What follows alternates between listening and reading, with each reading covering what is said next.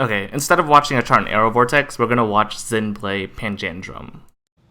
This chart I actually have a lot of troubles with. I'm not super good with like intricate rhythms, and this one has a lot of it, with tech mixed in.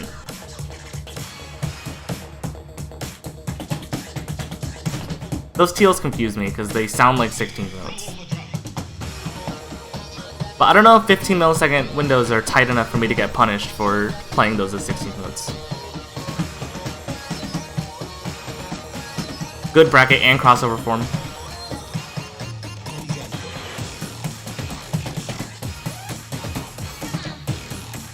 Just really relaxed bracketing form. I promise you guys, when you play brackets, you don't have to stomp on them. If you have your pads modded well enough, and if you have good enough form, you should be able to do them pretty relaxed.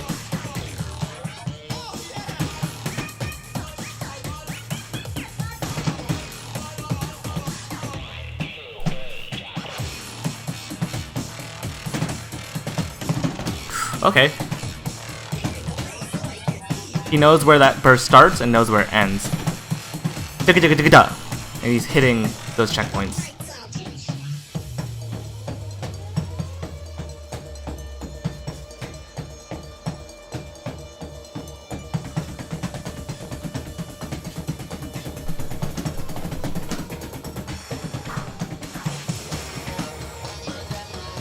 Should have kept going on that first run. I was doing way better. This run is good.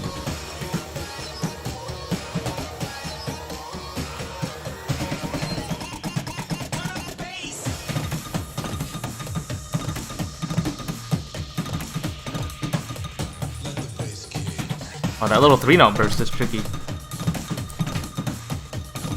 Took it up. I'd probably get messed up on that jack.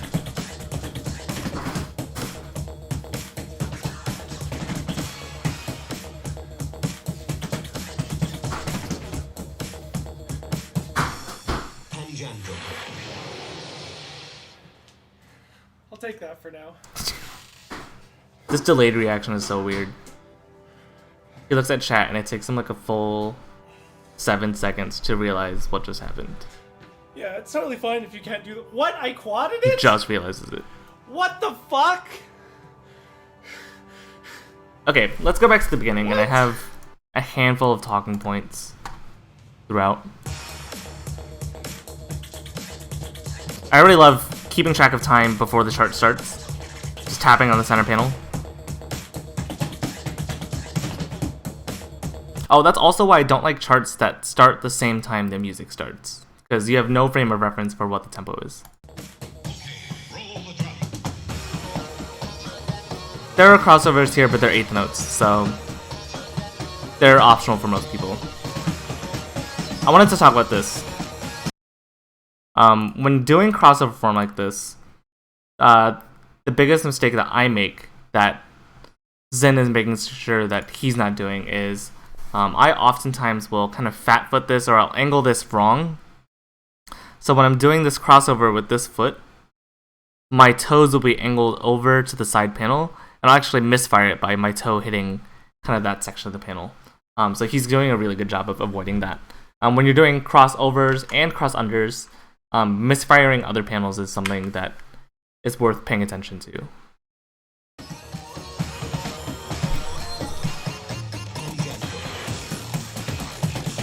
Yeah, same with the brackets here. It's just like, just stay relaxed. Brackets are not something that you should feel the need to like force out. Ooh, that 30-second burst. We gotta go back and see that.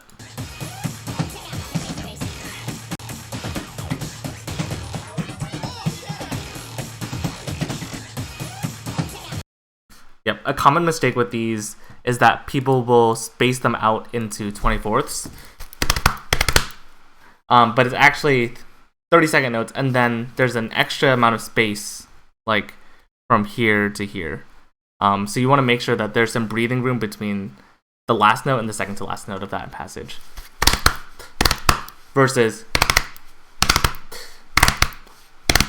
the difference is pretty small, but for 15 ms timing windows, looking at those kind of details like really matters.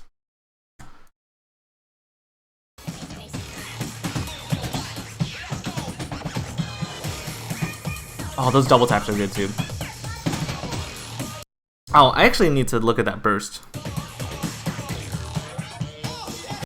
But yeah, with these double taps, Xynn, same thing. He's making sure that he knows that these rhythms have a specific space that they need to be in, and he's really respecting it.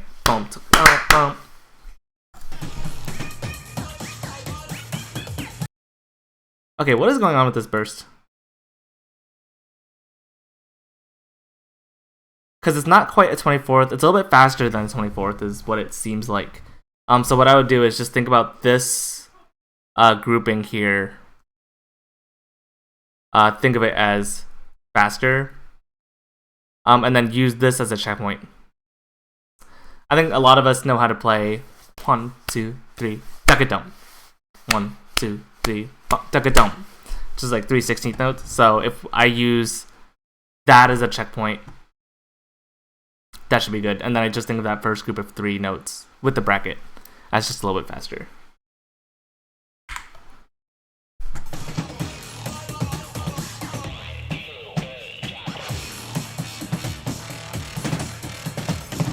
I love these bursts.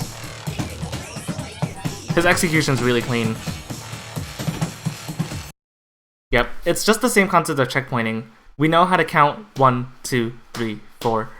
This is just a checkpoint starting here on beat 4. Another checkpoint here on beat 1. Whenever I'm playing bursts, especially ones that are this short, I don't like to think about the placing of 6 notes. 1, 2, 3, 4, 5, 6, 1. I just like to think about where does this pattern start, where does it end, what foot does it start on, what foot does it end on, and then I trust my body to just fill in the rest of the space. 1, 2, 3, 4, 1. 1, 2, 3, 4, 1.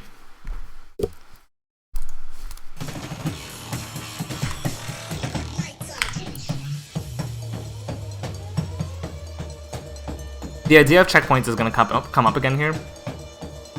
1, 2, 3, 4.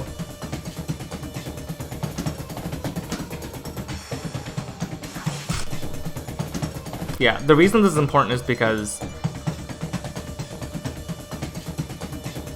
whenever there's streams and it turns into 24ths, it's a really common problem for people to start playing this 24th pattern before we even get to this. Like, the 24th pattern doesn't start until you get to this downbeat, which is this quarter note. So you need to make sure that you're getting there. If your pattern is a full measure of 16th notes before you start playing 24ths, you need to make sure you're getting to it. 1, 2, 3, 4, 1. Right? 1, 2, 3, 4, 1.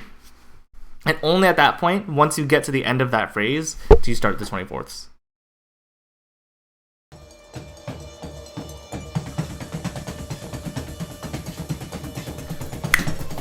Right? So yeah, anytime there's a changing rhythm, just make sure you know when the rhythm actually changes and make sure you get all the way to that point.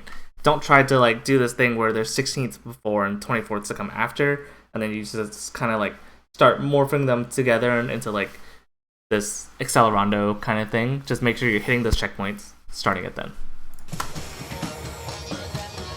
Should have kept going on that first run. I was doing way better.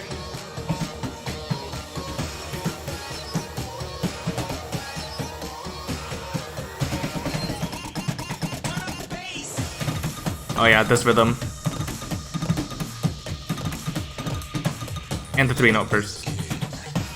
With this, I'm pretty sure, and I might flop when I play it myself, but I'm pretty sure that this spacing is actually wider than like the swing spacing here. So when you're playing this,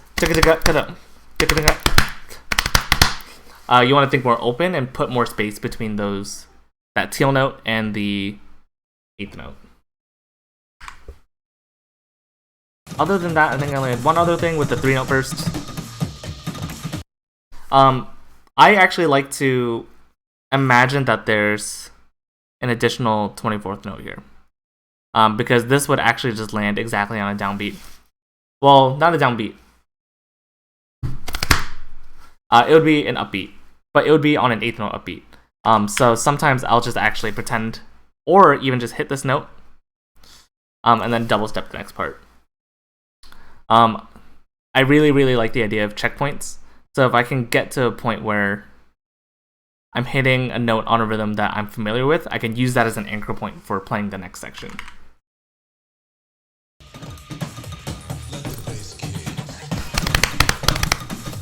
So yeah, on that 3-note burst,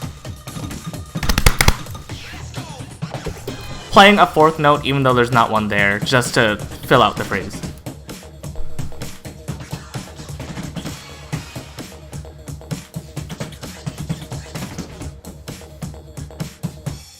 Panjandrum. I'll take that for now. Yeah, you'll take that for now. I don't know if he's gotten better than 30 since then, but there's definitely a lot of opportunity for cleanup in this. But either way, Xynn, that was a really good run.